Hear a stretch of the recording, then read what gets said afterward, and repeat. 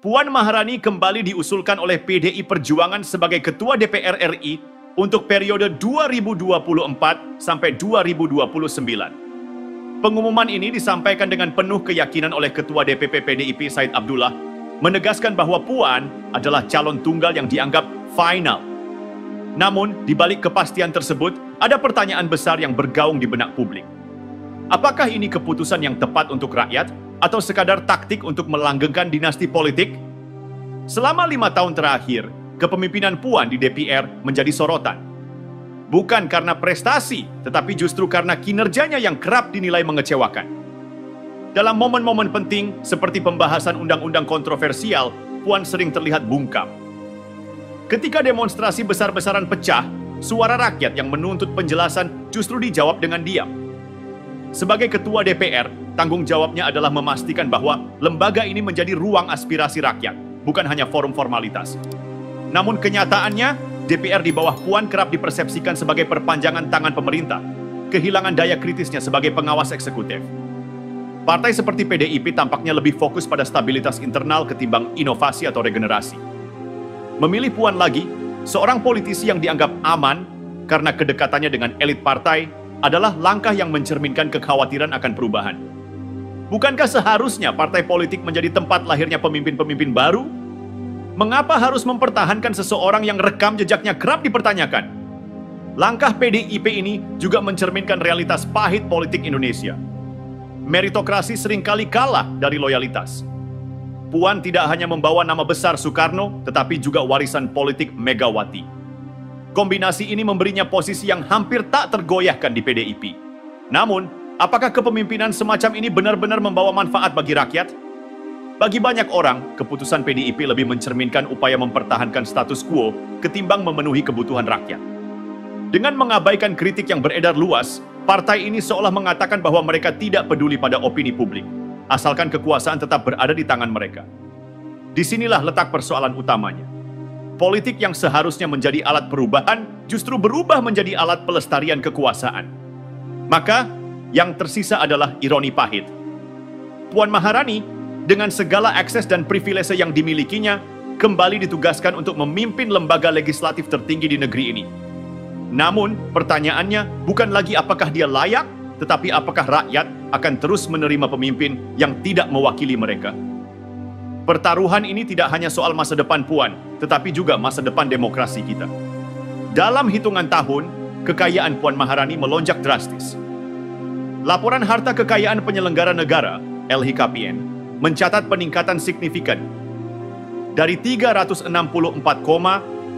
miliar rupiah pada 2019 menjadi 552,8 miliar rupiah pada 2023. Angka yang mencengangkan ini mengangkat alis banyak pihak. Bagaimana seorang pejabat publik bisa menambah kekayaannya lebih dari 188 miliar rupiah hanya dalam waktu 4 tahun? Mayoritas aset Puan berupa tanah dan bangunan senilai 273,18 miliar, tersebar di lokasi strategis seperti Bali, Bogor, dan Jakarta Selatan. Selain itu, ia memiliki surat berharga senilai 235,9 miliar rupiah dan kas setara kas sebesar 84,3 miliar rupiah.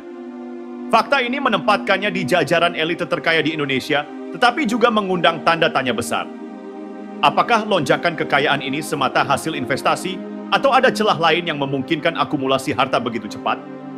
Di sisi lain, masyarakat kecil terus bergulat dengan kehidupan yang serba sulit.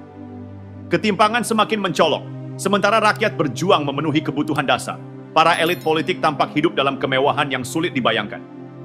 Kekayaan luar biasa seperti yang dimiliki Puan tidak hanya menggambarkan kesenjangan ekonomi, tetapi juga memunculkan isu moral. Bagaimana seorang wakil rakyat bisa hidup dalam kemegahan, sementara banyak rakyat yang diwakilinya masih berada di bawah garis kemiskinan? Kekayaan yang melimpah ini juga mencerminkan bagaimana politik di Indonesia kerap menjadi jalur menuju akumulasi kekayaan pribadi.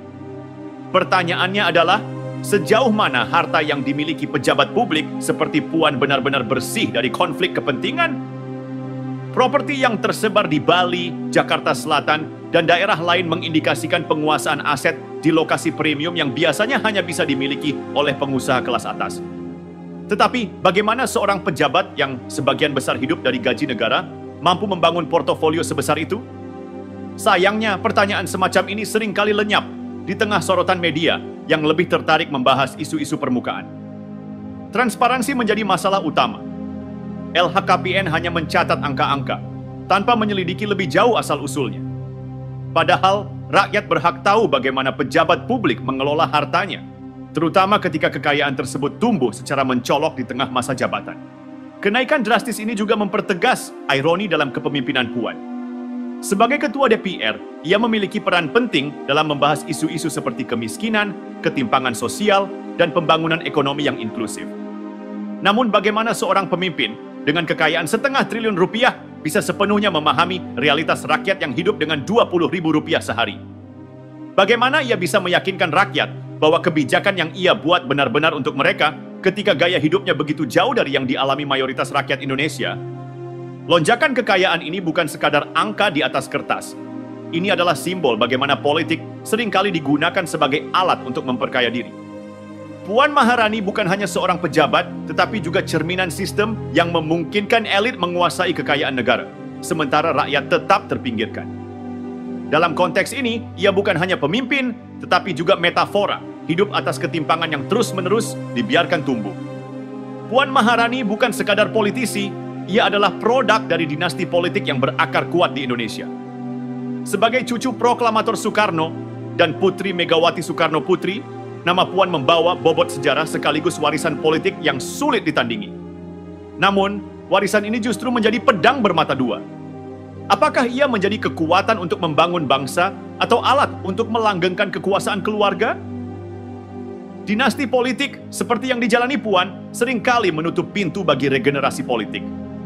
Dalam sistem ini, posisi strategis bukanlah hasil dari kompetensi, melainkan loyalitas terhadap keluarga dan partai.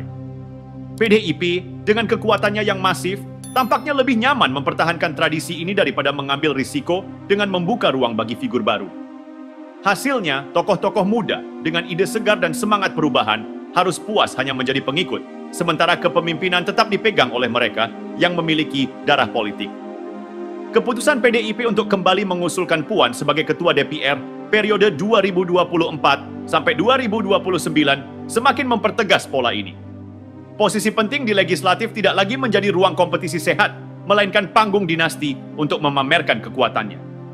Publik melihat ini sebagai pengkhianatan terhadap demokrasi yang seharusnya mengedepankan keterbukaan, transparansi, dan kompetensi. Lebih dari itu, dinasti politik semacam ini menciptakan jarak yang semakin lebar antara pemimpin dan rakyat. Dengan kekayaannya yang fantastis dan posisi politik yang diwariskan, Puan adalah lambang elitisme dalam politik Indonesia. Ia hidup di dunia yang jauh dari realitas sehari-hari rakyat kecil.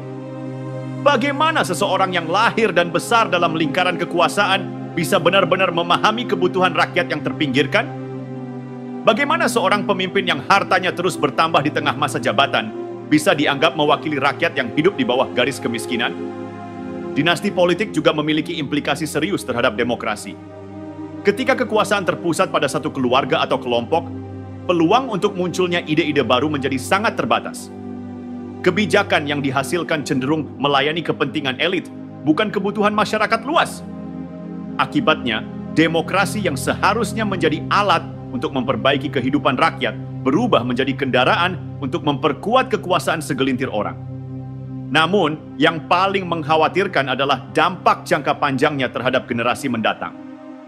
Jika dinasti politik terus dibiarkan, kita akan kehilangan potensi untuk membangun sistem politik yang inklusif dan adil. Anak-anak muda berbakat yang memiliki visi besar untuk bangsa ini akan terpinggirkan, sementara kekuasaan tetap berada di tangan mereka yang sudah lama menguasainya.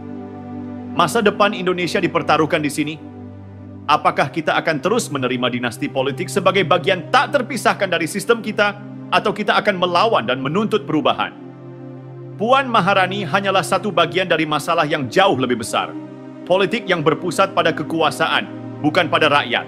Jika tidak ada langkah berani untuk mengubah sistem ini, kita hanya akan terus mengulang sejarah kelam yang sama.